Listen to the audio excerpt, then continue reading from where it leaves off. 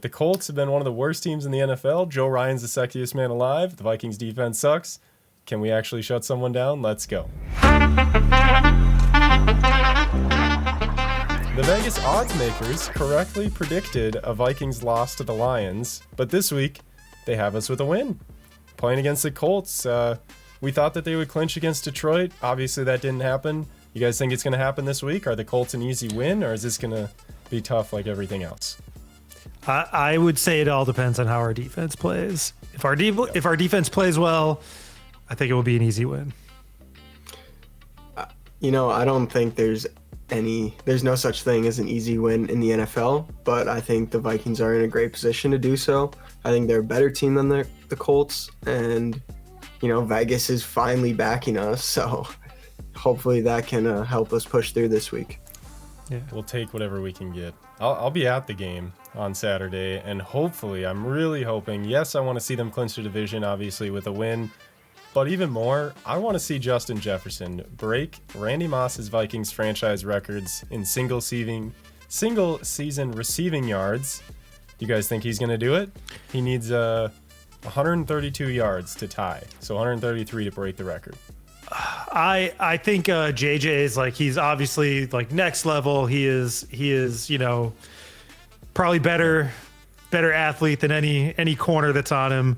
But I do think he's going to have a tough game. The Colts have been good against the pass, and also he's probably going to have Stephon Gilmore all over him all game. So yeah, I think we'll end up seeing a full shadow from Gilmore all game, which we've seen the Colts do against other teams with those just elite level receivers. And he's done a fairly good job this year kind of shutting those guys down.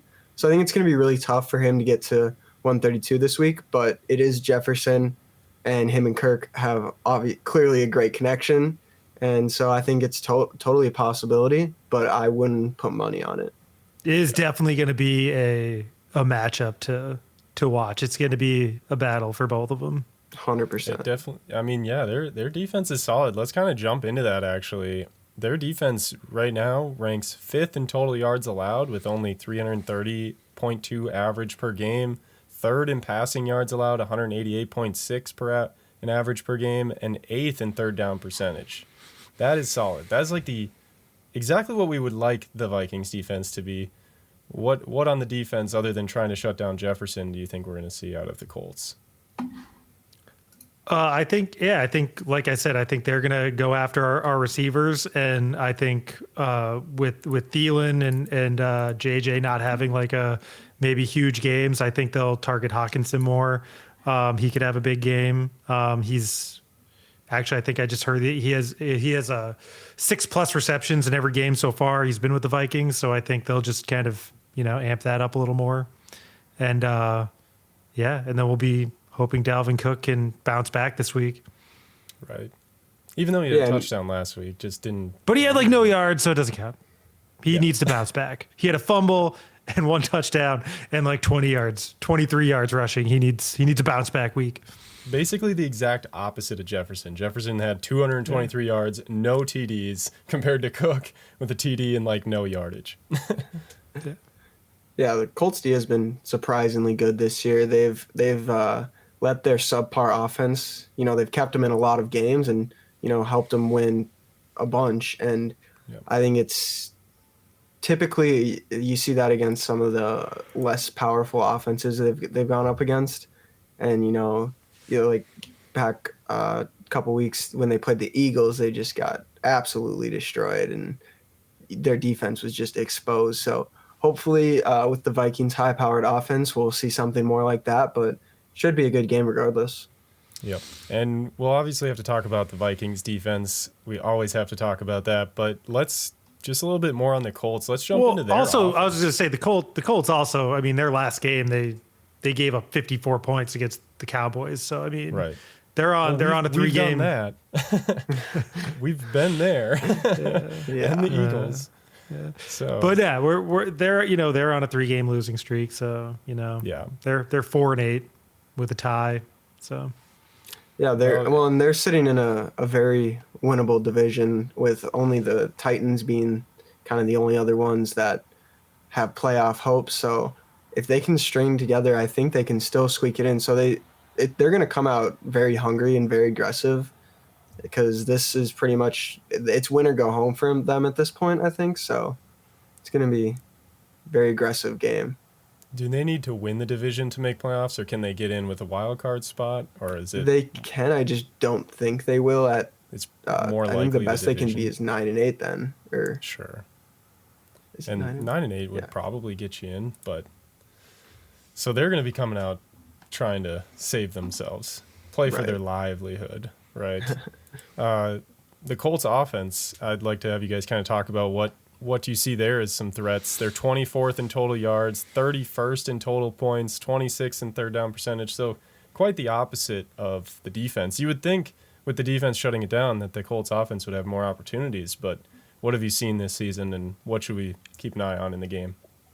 Well, Yeah, I think you always got to look out for Jonathan Taylor. He's their Yeah. biggest offensive weapon, obviously. But he isn't having the same season he had a year ago. So yeah, definitely focus on him and their receivers. They have Michael Pittman Jr., who's really good. So I don't know. They don't really have that many weapons. So, but the ones they do have, like Jonathan Taylor, are like really good. So Yeah, we've definitely seen a down season from Taylor compared to last year as he was putting up MVP numbers. Has dealt with a little bit of injury and just hasn't really found his footing in the offense. And I think the offense as a whole has just been struggling, which hasn't helped him. But the quarterback play has been a huge question mark for the Colts all season. And, you kind of seen that with the dip in Michael Pittman's numbers as well. It's just Ellinger doesn't look like the answer, and Matty Ice looks way too old to be playing football. So, Yeah. they've kind of been struggling all around. But the one bright spot I've kind of seen from them this season is rookie receiver Alec Pierce. He's kind of been the safety blanket for this team throughout all this. Well, everyone kind of thought it was going to be Pittman, but then we've seen Pierce kind of put himself into that role, and he's been really, really solid for them this year. Yep. Well, you're going to have to shut them down. And like Josh said earlier, it's kind of going to come down to our defense. Let's talk a little bit more about what we see there. And obviously, Ed Donatel, there was people calling for him to be fired or stripped of his roles. That didn't happen. Not yet, at least this week. And the game's coming up Saturday. So I think if it was going to happen, it would have happened already earlier in the week. The defense has allowed 400-plus yards now in 5 straight games. If they do that again this game, what do you feel for the future of Ed Donatel? Hopefully there is none. yeah, Yeah. I mean, he's got to. Yeah, our defense has got to play good this game. The Colts offense is, it's not the best. So we just I think that if we give up over 400 yards this game, there's definitely something wrong with our offense. Do we know Harrison Smith was questionable last week? Is he playing this week? I know he didn't play last week, but he was questionable, so it wasn't like he was. I haven't seen an update yet, but I would think he'll be in there this week. It seemed like fairly minor, but I know they were still limited at practice yesterday, which would be Wednesday, Tuesday this week. At some point, they were limited, so we will see. Yeah, it would help a ton to get Smith back, kind of one of the captains on our defense, one of our glue guys. But yeah, it would be very disappointing to see another 400-plus yard game, especially coming from a team who's 24th in total yards, averaging 344 yards a game. That would just if that happens again, there's issues that run deeper than probably Donatel. Yeah, and I just looked up Harrison Smith. It also sounds like it was the neck injury plus he was sick, so I would assume he probably is like, I could kind of handle the neck injury if I wasn't sick, but because of the combo of both, he was out. So I would anticipate that he's going to be in, but I don't know anything. I'm just making this up. I mean, do you know what it was? Was it a cold? Was it food poisoning? Just said what, illness. What are we talking about? Illness? All right, yeah. We'll just assume the worst because he sat out against the Lions. I'm not sure though. But yeah, our defense has got to step it up. That's going to be a lot of eyes are going to be on that this week. And what do they change? What do they do differently? We'll dive into that after the game, obviously, on the podcast. And hopefully we see some good results. Who do you think's going to win, and what's your final score prediction? I'm gonna go Vikings. I'm really hoping the defense steps up, but I'll say final prediction 31-20 Vikings.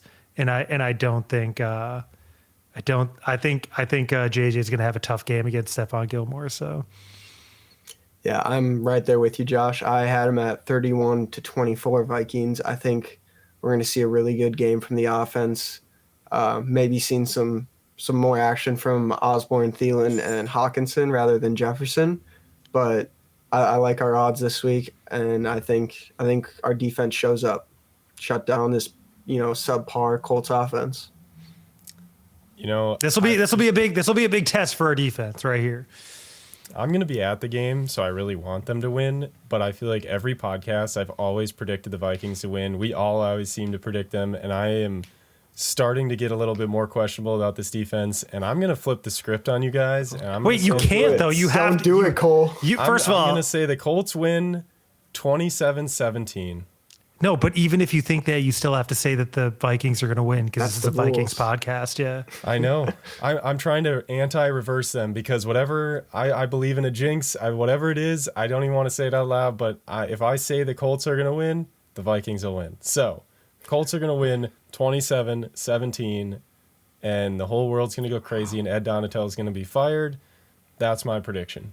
He'll be fired by Monday. So you want that to happen as a kind of just to get Donatel out of there? Is that what you're thinking? No, I'm saying if I'm right, then I can come on here and tell you guys I was right. And if I'm wrong, I'm pumped because the Vikings won. So it's kind of a win-win situation. I'm either right or the Vikings win, and I get to see it at home, a clinch division game. So it's a win-win situation right now for me. If I would have predicted the Vikings to win, now if they do lose, I'm just pissed. So it's not really win-win, is it? No, but I will say that JJ is going to break Randy Moss's single season record on Saturday. He's not going to. Not this game. I don't think so. I think he's going to get close, but I don't think he's going to get all the way there. I think he will. And you know what? If he does, it's win-win for me. I like it. See, sometimes you got to do that when you're a sports fan in Minnesota. You gotta throw some bets on the other side. I want to see a win-win scenario. I want JJ to break the record. I want us to clinch the division and win the game. Win, win, win. And hopefully we'll be playoff bound the next time we jump on this podcast. Make sure you like, subscribe to our YouTube channel, follow us on Twitter for updates during the game. Leave a comment below and we'll discuss it in the next video. And Skol Vikes.